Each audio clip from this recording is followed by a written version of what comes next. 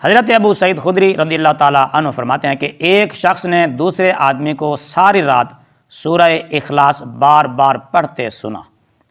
जब सुबह हुई तो वो सुनने वाला नबी करीम सल्लल्लाहु अलैहि वसल्लम की खिदमत में हाजिर हुआ और इस बात का आप सल्लल्लाहु अलैहि वसल्लम से ज़िक्र किया। उसका ख्याल यह था कि ये तो बिल्कुल छोटी सी सूरत है।